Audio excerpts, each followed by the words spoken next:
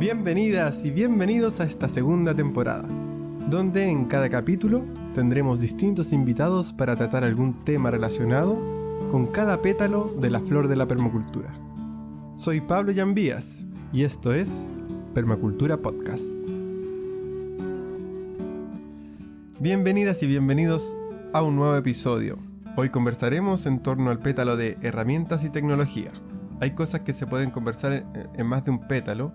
Es el caso del compost, que podría estar perfectamente en el pétalo de administración de la tierra y la naturaleza, pero también puede ser visto como una herramienta esencial para el diario vivir. Y para esto nos encontramos con Tomás Luzardi.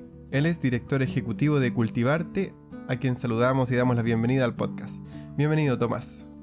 Hola Pablo, muchísimas gracias por la invitación. Es un honorazo para mí y para todo Cultivarte también poder estar aquí compartiendo un poquito sobre la cultura del compostaje, que es algo que más allá de la práctica, digamos, está calando profundo en distintos niveles de la sociedad y es súper fundamental que lo abordemos. Sumamente de acuerdo. Es un tema que todos deberíamos manejar quizás desde pequeños. Pero la vida citadina nos ha alejado de este proceso natural y sus diversas técnicas y posibilidades. Así que si te parece partimos desde lo básico, definiendo qué es el compost.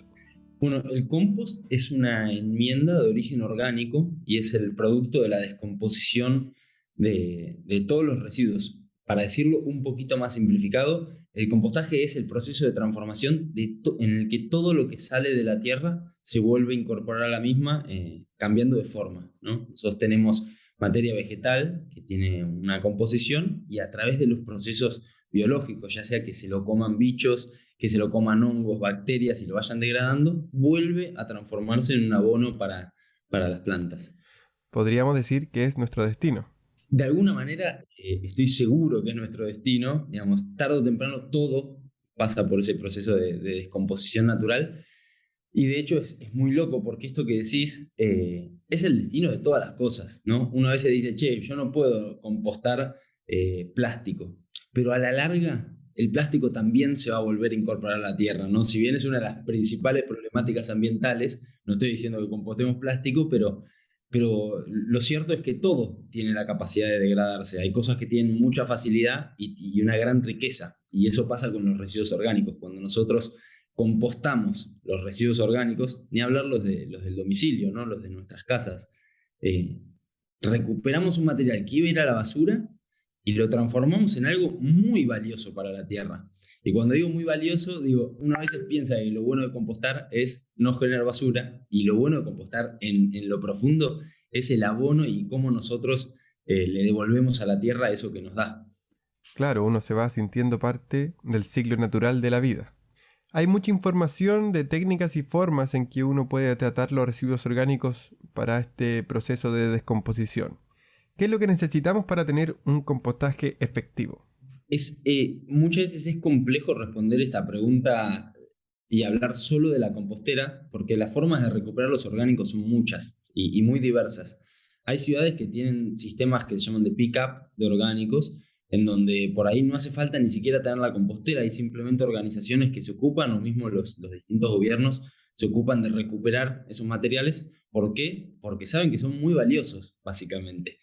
Y porque de hecho hay grandes empresas que se ocupan de transformar esto para comercializarlo, ¿no? Digamos, el compost es una enmienda de gran valor, inclusive, de comercialización.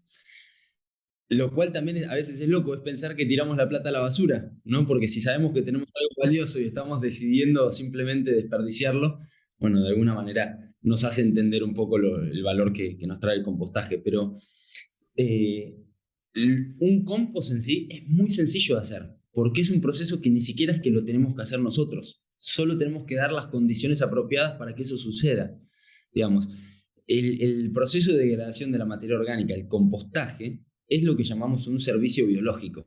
Así como la tierra nos provee agua, también nos provee la posibilidad de que la materia se transforme sin esfuerzo alguno y sin energía necesaria en una enmienda muy, muy valiosa. Entonces, lo que tenemos que hacer es tratar de entender cómo lo hace la naturaleza y aplicarlo a nuestras posibilidades y a lo que tengamos cerca. Quienes tienen un jardín, si no lo experimentaron todavía, es tan sencillo como hacer un pozo y empezar a poner las cosas ahí, y una vez que se completó tapar el pozo, eso naturalmente se descompone y vuelve a hacer fertilidad para el suelo. Así que, digamos, en ese caso necesitas una pala para hacer un pozo, punto. Esa es toda la lista de insumos necesarios. Eh, Después el compostaje, como decías, a través de distintos mecanismos, técnicas, prácticas y modelos de composteras inclusive, se fue optimizando mucho y fue teniendo posibilidades de verse más bonito, ¿no? Como para poder formar parte de un arreglo paisajístico de un jardín, que haya una compostera. Inclusive nosotros, por ejemplo, llevamos composteras a muchísimas empresas, edificios súper modernos que tienen una compostera hecha con materiales innovadores y que compostan y tienen un proceso agrícola súper ancestral en el medio de un contexto urbano. Entonces creo que el hecho de que estén mejorando mucho las ofertas de composteras y demás, a lo que nos ayuda es a que podamos compostar en más lugares. Entonces hay composteras y sobre todo las lombricomposteras, las que trabajan con lombrices, aceleran tanto el proceso de composición que nos permiten procesar una gran cantidad de volumen en un espacio muy pequeño, ¿no? Así que diría que lo que necesitamos únicamente es voluntad, que la forma de hacerlo es realmente infinita y apela muchísimo a nuestra creatividad. Y por suerte, creo que desde la pandemia fue impresionante la cantidad de información disponible que hay en la web. Entonces, basta con buscar algún tutorial y ver qué materiales tengo y cómo puedo eso adaptarlo a hacer una compostera en casa. Y después, como para cerrar la idea de qué necesitamos para compostar, necesitamos básicamente residuos orgánicos y un contenedor. Los residuos orgánicos per se ya cuentan con un montón de hongos, bacterias, levaduras, actinomicetes y un montón de microbiología que hace que se descompongan solos, ¿no? Y lo otro que necesitamos, además de residuos orgánicos y el contenedor, es un poco de oxígeno, que es el otro punto difícil del compostaje. Por ahí ya después nos metemos un poco más específico, pero para que el compost salga bien, tenemos que asegurarnos que las cosas no se pudran, sino que se composten. Y la diferencia entre pudrición y compostaje es la presencia de oxígeno en la mezcla. Así que si nosotros oxigenamos la mezcla, vamos a garantizar que no haya malos olores y que se acelere mucho el proceso. Así que resumiendo, oxígeno, un contenedor y nuestros propios residuos orgánicos.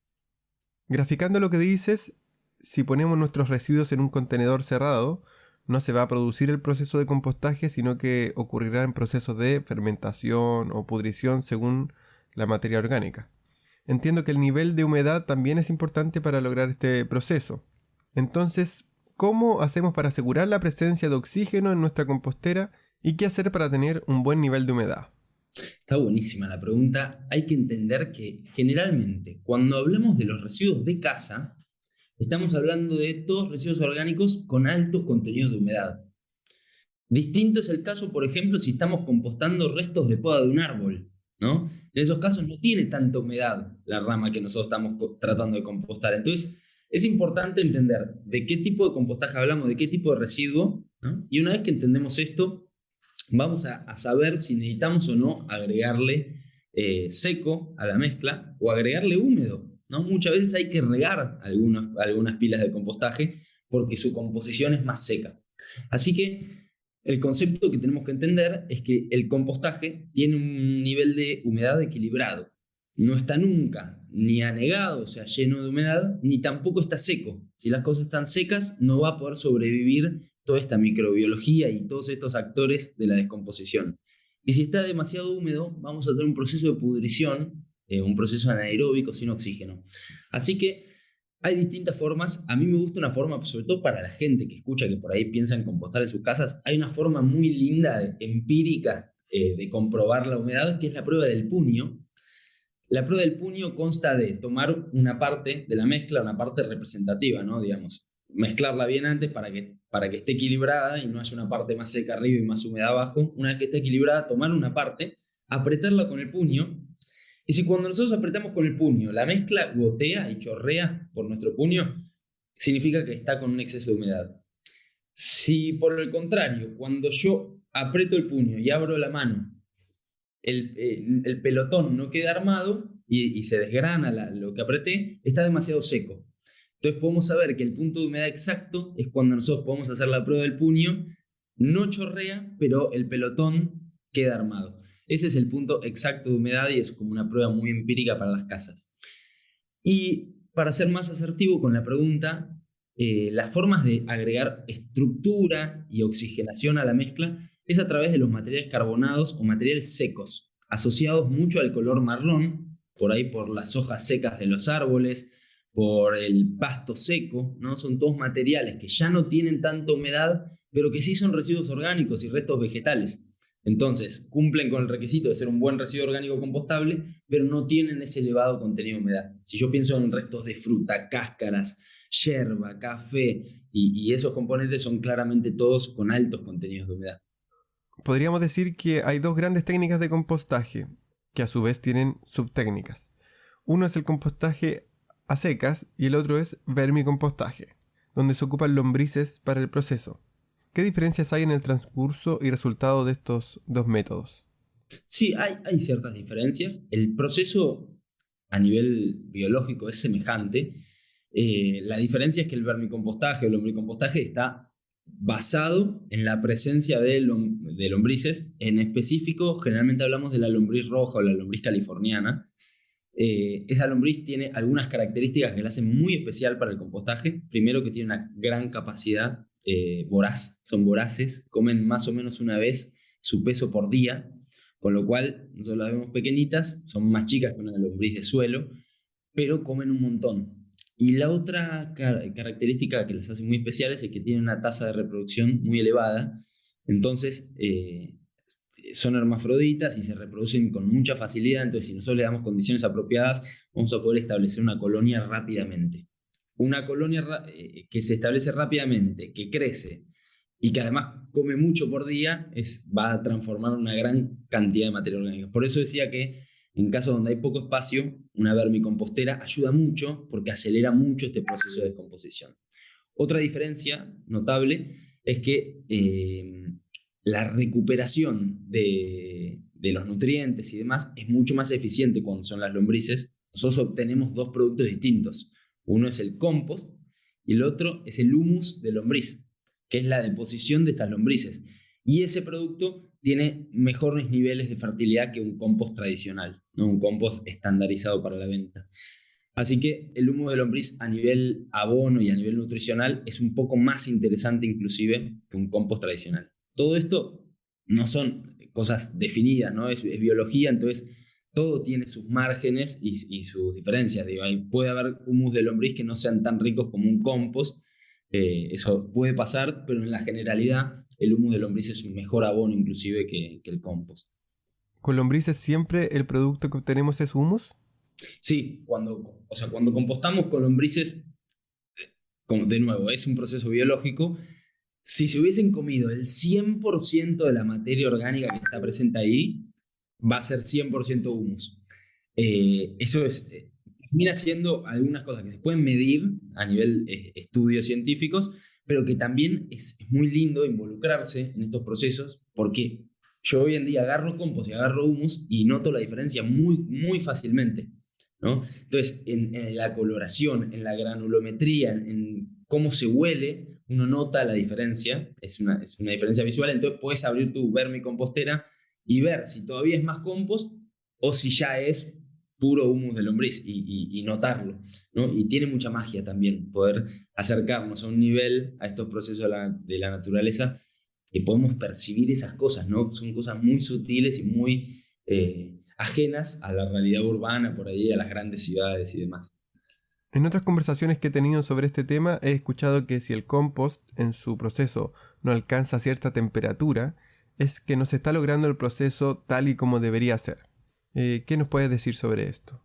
Quiero hacer un disclaimer antes de pasar a esta pregunta, que es que esto es un nivel elevado de compostaje. O sea, vamos a entrar en un nivel de entendimiento un poquito más profundo sobre los tipos de compostaje que hay. Para diferenciarlos, hay compost que son termófilos, o sea, que en su proceso, en una parte de su proceso, pasan por un gran aumento de la temperatura, y compost que no pasan por ese proceso. La diferencia que obtenemos a nivel resultado final es que cualquier agente patógeno potencial que hubiese ahí, porque uno piensa que por ahí en casa no estoy poniendo patógenos, pero Por ahí cuando estoy los residuos industriales de una empresa que los estoy compostando, no sé bien qué es lo que está llegando, no sé qué trazas de agroquímicos puede haber en lo que estoy compostando, etcétera. Entonces, en esos casos, el hecho de que el compost sea termófilo y tenga una fase en donde aumenta mucho su temperatura, hace un proceso semejante al de la pasteurización de la leche, donde quedan neutralizados estos potenciales actores patógenos. Ese punto del proceso lo que genera es que es un compost que nos garantiza su inocuidad, ¿no? Por el contrario, en un compost que nunca aumenta su temperatura, o que por lo menos se mantiene en márgenes que no llegan hasta 60 grados, por ejemplo, nosotros vamos a tener que garantizar la inocuidad controlando mucho mejor qué es lo que estamos poniendo a compostar.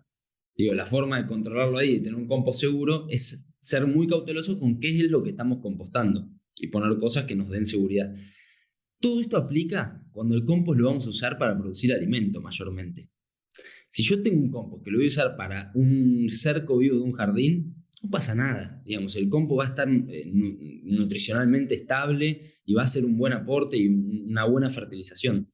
Ahora, si yo voy a usar ese compost para abonar plantas que después me voy a comer, ahí sí tengo que ser un poco más cuidadoso. Entonces, ordenando ideas, me gustaría que quede claro que primero hay que entender para qué vamos a usar el compost.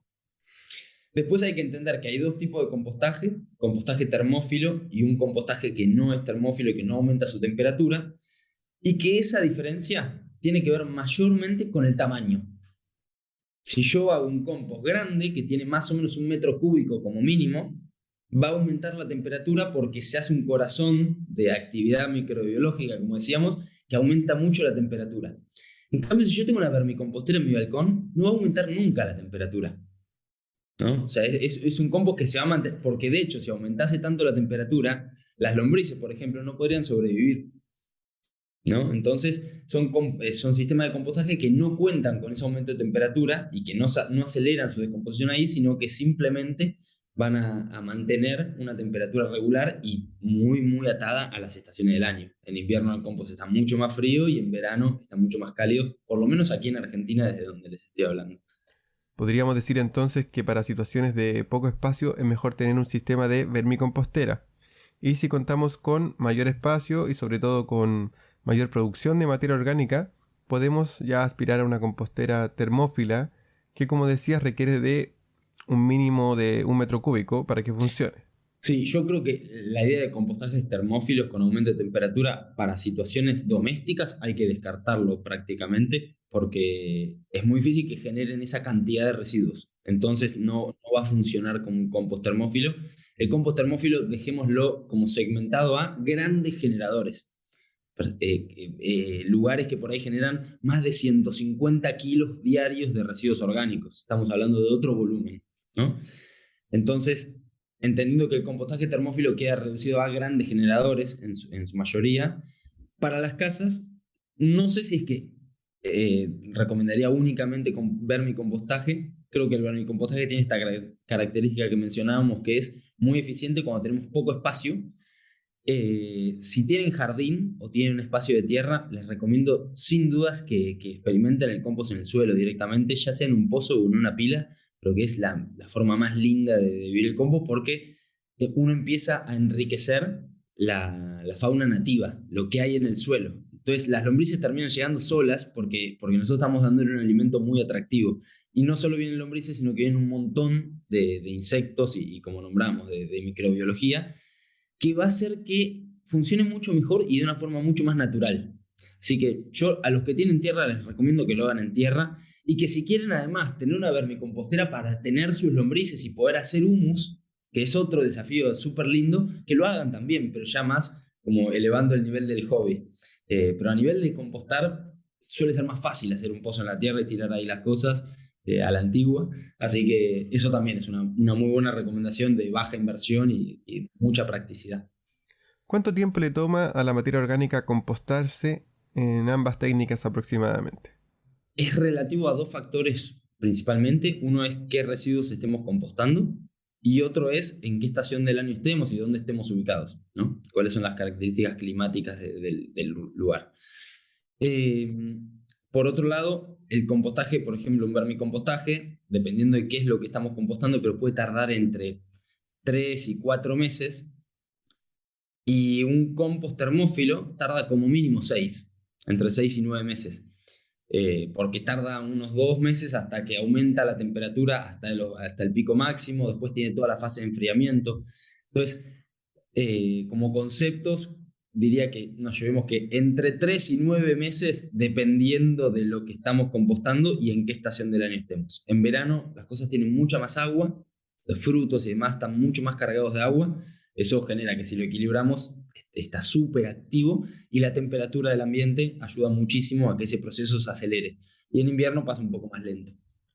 Se habla mucho de qué puede ir en el compost y qué cosas no le hacen bien al proceso. Hay quienes dicen que todo junto nomás.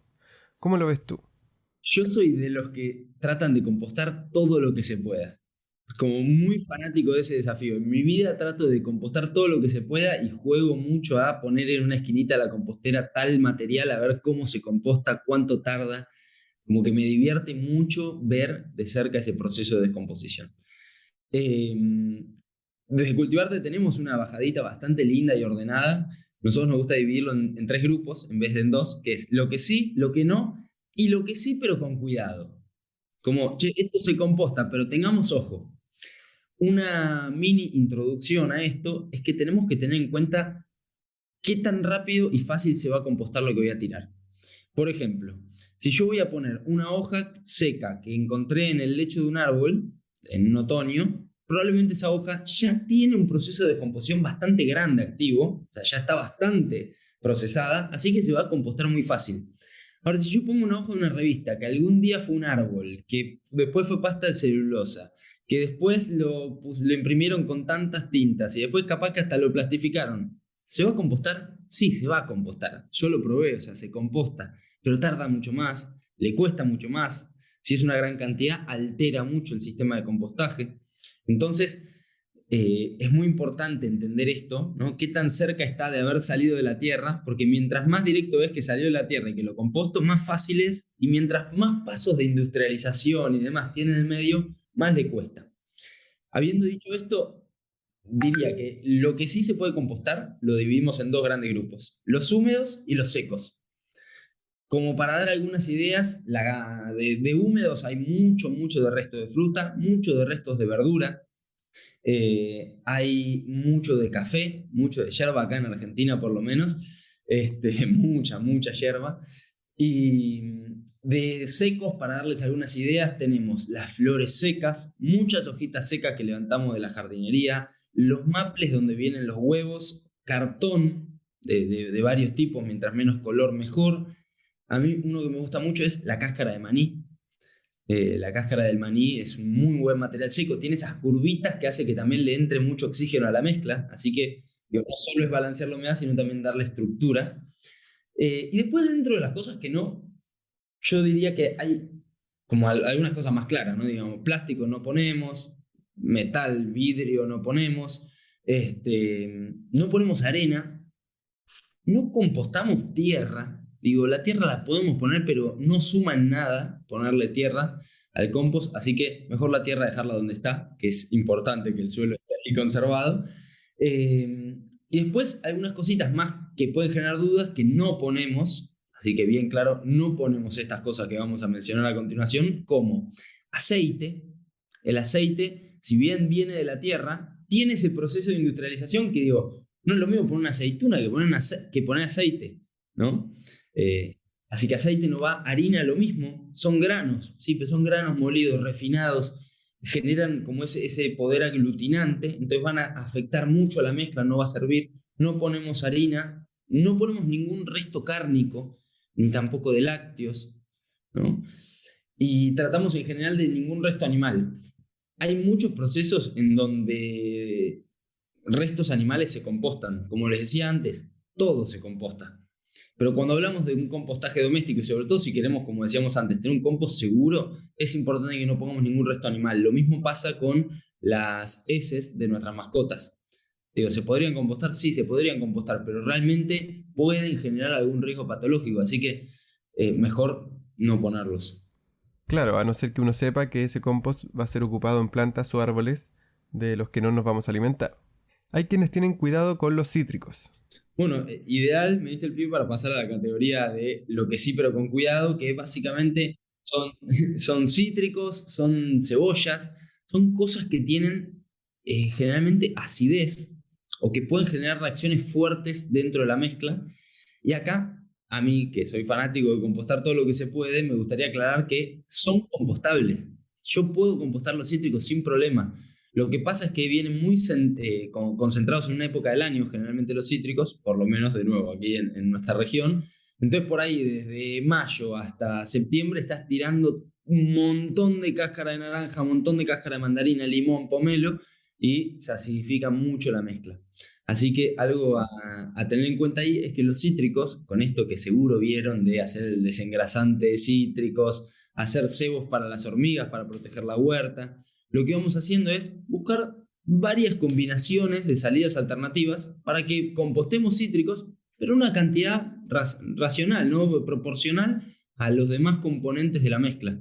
Yo como concepto, en estas cosas que digo que sí, pero con cuidado, digo que no sea más del 30%. Ese es el límite. Mientras los cítricos no sean más del 30% de la mezcla general, vamos a estar pudiendo mantener el equilibrio. En este equilibrio también se encuentra el nivel de humedad de la mezcla, cosa que ya hablamos un poquito al principio. Si está muy húmeda se le puede agregar material seco y si la sentimos muy seca, ¿está bien ir agregando agua? Sí, regaría, tratar de regar como si fuese con una regadera para que no sea un chorrazo de agua y la mezcla tenga la posibilidad de incorporarlo mejor. Regaría y removería, tal vez un poquito, como para asegurarme de que no quedó mojado arriba nada más. Eh, pero de nuevo, es una cuestión de percibir qué es lo que está sucediendo. Si yo me tomo el trabajo de ir y ver qué está pasando, y sobre todo, si no tienen mucho asquete, agarrar con la mano las cosas, son las cosas que nos comemos, no tenemos por qué tener asco por ellas, y sentirlo. Te das cuenta mucho más fácil si lo tocas, si está húmedo, si está seco, si se está pudriendo, si no se está pudriendo, si anda perfecto. Así que es percibir la mezcla. Si necesito regar, confiar en eso y regar. Si le falta seco, confiar en eso y agregarle. Y si necesita remoción, confiar en ello también y hacer el mantenimiento ahí de remover bien todo. Hablando de remover el compost, entiendo que según la técnica que se utilice, va a ser más o menos necesario hacerlo. ¿Cuánto es lo recomendado? ¿Cuán seguido deberíamos revolver nuestro compost? Bueno, aprovechando que estamos en un alto nivel de compostaje ya y súper profundo, nosotros muchas veces recomendamos que remuevan la compostera, más que nada para asegurarnos de que no va a haber una heterogeneidad en la mezcla. Muchas veces pasa que nosotros vamos incorporando de arriba y si no removemos, lo de abajo queda súper apelmazado y súper lleno de humedad y lo de arriba lo vemos aireado. Entonces solamente cuando removemos podemos integrar la mezcla y que quede homogeneizada. Entonces, para mí el concepto sería remover lo mínimo posible, porque cada vez que removemos nosotros rompemos las cifas de los hongos, molestamos a todos los insectos que están descomponiendo materia orgánica. Entonces, hay que remover lo menos posible, pero mantener la mezcla homogénea. A mi criterio, en un compost domiciliario, una vez por semana es más que suficiente. No removería más que una vez por semana. Lo que sí, en ese rato que uno se pone a remover y a homogenizar la mezcla, darle con ganas, ¿no? Involucrarse en la tarea que uno está haciendo, dejarla bien homogénea, bien acomodada, y ya hasta la semana que viene no le toco y puedo ir agregando cosas arriba sin problema, pero no molesto a la compostera. Las composteras que veo con estaticidad, cuando vos te olvidás la compostera un mes y la vas a ver, es como, wow, es impresionante lo que pasó acá. Y eso sucede justamente porque nosotros dejamos que las cosas pasen.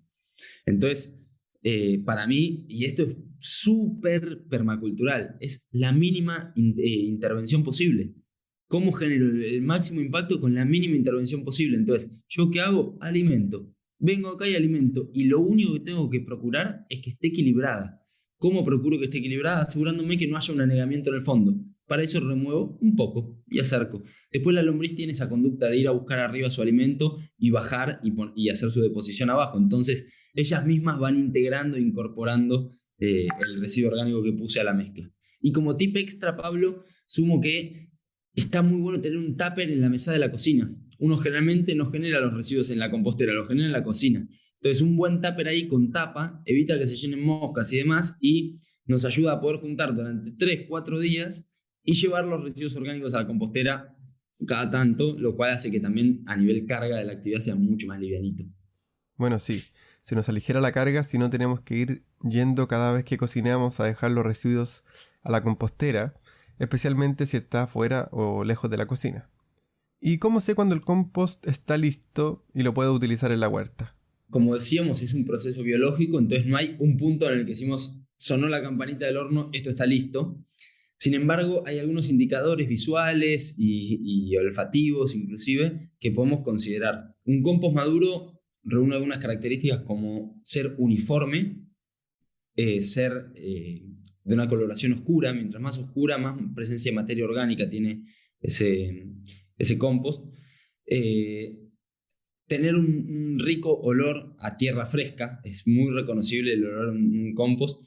Tener un buen porcentaje de humedad, ¿no? El compost generalmente se estabiliza en su porcentaje de humedad y no tiene una parte más húmeda y una parte más seca, sino que lo vamos a encontrar bastante uniforme, obviamente a menos que lo hayamos regado. Pero creo que tiene mucho que ver con eso. Y el primer indicador, o sea, en los primeros estadios de madurez, ahí estas características ya es muy obvio que el compost está listo. Pero en sus primeros estadios de madurez, yo diría que cuando no reconocemos lo que tiramos, ya podemos considerar que el compost está listo.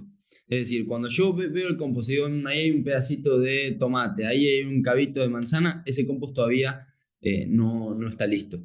Ahora, cuando yo ya lo veo y tiene este color uniforme, oscuro, un olor parejito y una humedad estable, puedo saber que el compost está listo. Aquí surge una pregunta inevitable, y es ¿cómo voy a dejar de ver pedacitos de comida si semana a semana voy agregando nueva materia orgánica a la compostera? Perfecta la pregunta, porque todos los sistemas de compostaje, a mi criterio, tienen que ser modulares. Es decir, nosotros en algún punto del proceso tenemos que interrumpir el ingreso de residuos orgánicos nuevos para que ese compost pueda tener su proceso de maduración completo y nosotros poder obtener un compost maduro y uniforme. Si nosotros no interrumpimos ese proceso en algún momento de estar metiéndole cosas nuevas, no vamos a poder nunca cosechar un compost maduro. Entonces, cuando digo un sistema de compostaje que tiene que ser modular, digo, habrán visto las composteras de cajones apilables que tiene varios cajones, entonces vos cosechás uno y tengo arriba uno que está activo. En composteras un poco más agrestes hay modelos que son modulares, pero en el sentido horizontal, no en el vertical, en donde inclusive pueden tener lugares de conexión entre módulo y módulo para que todos los insectos y microbiología pueda ir pasándose de módulo a módulo en busca de alimento, ¿no? Porque cada vez va a haber menos alimento disponible y más compost maduro, entonces van buscando el alimento y se van trasladando de módulo a módulo. A mi gusto personal, las composteras modulares en sentido horizontal y sobre todo si tienen estas interconexiones son de lo mejor que hay. En mi experiencia funcionan muy bien y el traspaso, sobre todo de las lombrices, es impresionante. O sea, a medida que hay más comida en el módulo siguiente, pasan solas, con lo cual también es menos trabajo que uno hace tan solo en una buena decisión de diseño del sistema. ¿Cuál sería entonces la mejor solución para espacios reducidos? Bueno, las composteras de cajones apilables en espacios pequeños están buenísimas. No puedo obviar decir que deberían entrar a conocer los productos que hacemos en Cultivarte, que les va a sorprender. Tenemos muy buenos modelos que si no estamos en su región todavía ahí ofreciendo productos, lo que sí van a poder hacer es inspirarse y fabricarlo ustedes mismos. Está súper abierto el diseño ahí. Así que como les decía, yo en espacios pequeños, si daba el espacio para poner una compostera modular horizontal, a mí me gustan más, me gusta más su funcionamiento y me parecen mucho más cómodas. La compostera de cajones apilables es sin duda una gran solución para quienes tienen muy poquito espacio. Pero después la creatividad también hace que por ahí una compostera en módulos horizontal te sirva de banco, entonces vos le integrás a tu diseño, ¿no? De ahí ya está la creatividad y el proyecto que quiera diseñar cada uno. Bueno, ya que me das el pase ahí, hablemos un poco de Cultivarte. ¿En qué consiste este proyecto y cuál es más o menos su historia? Bueno, nosotros somos un proyecto con 7 años de trayectoria ya. Empezamos cuando todavía no estaba tan difundida la agricultura urbana a ofrecer soluciones de huerta y de compostera, productos armados que facilitaban que muchas personas que tenían ganas de acercarse al estilo de vida sostenible, pero que no tenían ni idea de cómo hacerlo, empezaron a encontrar que por ahí alguna solución un poquito más pensada y armada les facilitaba esa incorporación de los hábitos. Así que con esta premisa de acompañar a las personas a sumar estos nuevos hábitos, empezamos a ofrecer soluciones y después bueno, nos insertamos de lleno en lo que es el mundo del triple impacto. Tuvimos la oportunidad de hacer algunos proyectos dentro del servicio penitenciario bonaerense, en las cárceles, y después de llevar huertas a las cárceles y empezar a capacitar y a educar a los internos en cómo hacer su propio alimento, lo que sucedió fue muy mágico. Fue que nosotros trasladamos toda la producción de nuestro modelo de negocios al servicio penitenciario y establecimos talleres productivos en donde los presos de la cárcel de Seiza aprenden sobre horticultura, sobre carpintería, sobre herrería y sobre lombricultura, y no solo se forman en oficios, sino que producen los plantines, los huerteros, las composteras y demás accesorios que ofrecemos de Cultivarte. Están hechos todos en la cárcel.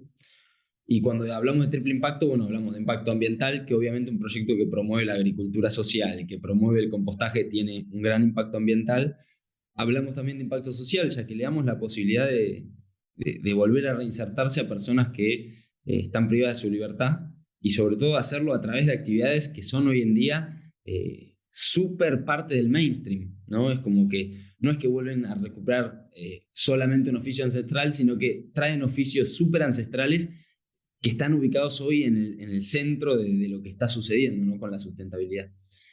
Y hoy en día, en esta búsqueda de escalar el impacto, nosotros trasladamos esto que por ahí hacíamos únicamente con particulares al mundo empresarial, y nos estamos dedicando a ofrecer soluciones para sistema de compostaje, proyectos de horticultura orgánica para por ahí comedores en donde comen 5.000 personas por día. Entonces la recuperación y el impacto que genera a nivel métricas de recuperación de residuos orgánicos es muy grande, pero no solo es muy grande eso, sino que es muy grande que 5.000 personas se enteran que existe el compostaje. Entonces, la verdad que trabajar en ese mundo nos está abriendo puertas también en el mundo de las personas y llegando a muchas más casas gracias a que por ahí en el trabajo incorporan un nuevo hábito que después, una vez que ya viste la magia del compostaje, es difícil volver a ponerse esa venda, ¿no? Una vez que uno se da cuenta lo fácil que es y lo virtuoso que es ese ciclo, nada, uno lo quiere seguir haciendo. Qué buena iniciativa. Compostando personas también. Me parece muy importante ese trabajo que realizan, esencial tal vez. El tema de las personas privadas de libertad es un tema gigantesco en nuestra sociedad y donde tenemos que avanzar con una mirada humana y social de forma urgente. Los felicito de corazón. Además de este lado social tan potente, ¿qué otras cosas ofrecen desde Cultivarte? Bueno, desde Cultivar empezamos a tener claro que nuestra premisa es acompañar, ¿no? Y acompañar personas, empresas e instituciones que quieren desarrollar proyectos de agricultura y de compostaje. Y en ese acompañamiento toma varias formas. Tenemos muy desarrollada la unidad de sistemas de compostaje, es algo que funciona muy bien y que como que queda armado y funcionando de una forma muy eficiente, en donde la empresa incorpora un hábito que no solo transforma la materia orgánica, sino que genera reportes de métricas y es muy funcional y traspasa la cultura. Hacemos workshops y capacitaciones que la verdad que también son acciones de concientización muy hermosas, en donde con mucha pasión les podemos compartir todo lo que aprendimos con este camino. Y compartiéndolo desde la experiencia, la verdad que genera muy lindo impacto en las personas y les da una herramienta concreta y mucho ánimo para salir a intentarlo. Y después, bueno, la verdad que estamos trabajando muchísimo con los productos en sí. Desarrollamos productos en 2 líneas productivas. Una es la de madera reciclada, donde nuestros clientes de empresas nos donan los pallets que descartaban y nosotros, a través del trabajo de los presos, lo transformamos en huertas y composteras que están hechas no solo con inclusión social, sino con 100% materiales recuperados. Y la otra línea es una línea muy innovadora, que es la línea de madera plástica, que está hecha 100% con plásticos de un solo uso.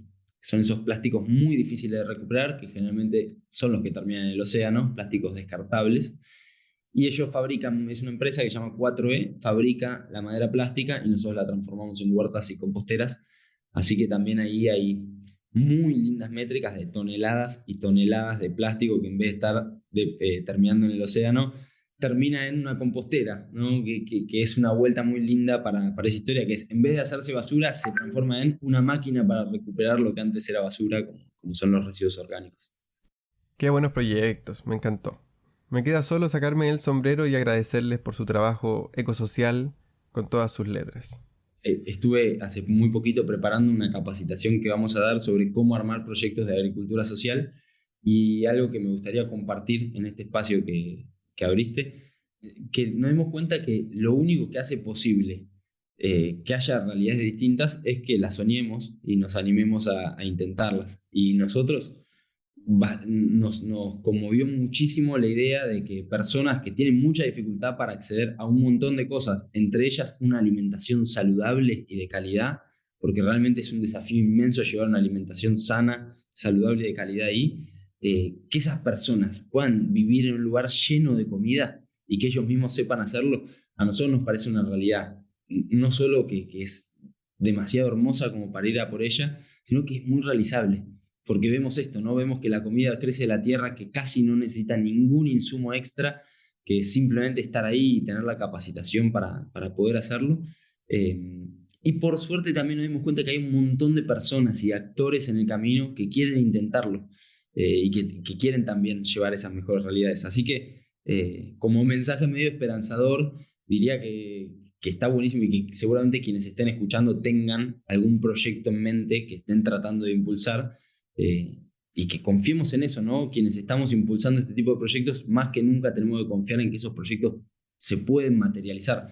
Creo que las herramientas, sobre todo como estos espacios de difusión, sirven para eso. Buenísimo. Oye, Tomás, ¿cómo la gente se contacta o encuentra Cultivarte? Para que puedan estar al tanto ahí de todos los proyectos y emprendimientos.